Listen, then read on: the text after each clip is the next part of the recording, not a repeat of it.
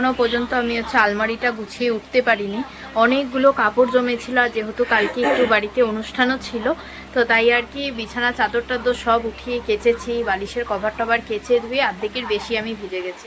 তো তাই ভাবলাম যে আগে স্নানটা করিনি। আর দেখো ঘড়িতে এখন বাজে তোমার কটা বাজে, 11টা বাজতে 10 মিনিট বাকি, একটু পরেই আবার ডুবুকে আনতে যেতে লাগবে।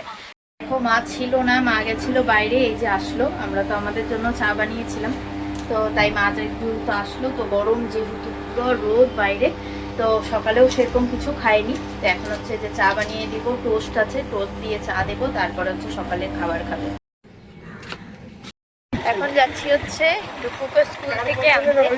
আর যে কুর্তিটা পরেছি এটা আমার বার্থডেতে অনিমেষ দিয়েছিল আমাকে, তোমাদের সাথে সেটা শেয়ার করা হয়নি।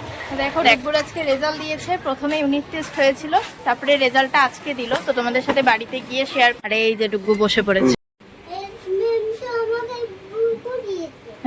সব সময় ওকে সবাই বকে আছে আমার দিদা, মানে ডুকু আমার দিদাকে বড় মা বলে ডাকে। কিছু কেনার ছিল আর কি, তো সেগুলো ওখানে খুবই দাম, তাই আমার হাতে অনেক কিছু আছে। এই যে দাঁড়াও, হাতের মধ্যে একদম প্যাচ হয়ে যাচ্ছে। এই যে কিছু জিনিস, সেগুলো বাড়িতে গিয়ে দেখাবো কি কি কিনলাম। অনিমেষ ওখানে কাজ করছে, এই যে দেখতে পাচ্ছ। আর আমি এখন যাব বাড়িতে।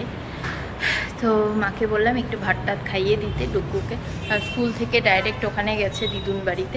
আমার ঘরে আমি চলে আসলাম, প্রচণ্ড রোদ বাইরে। ঘরে এসে মনে হচ্ছে কি যে সব কিছু কালো, এত চারিদিকে রোদ আর এত আলো, ঘরে এসে একদম অন্ধকার লাগছে।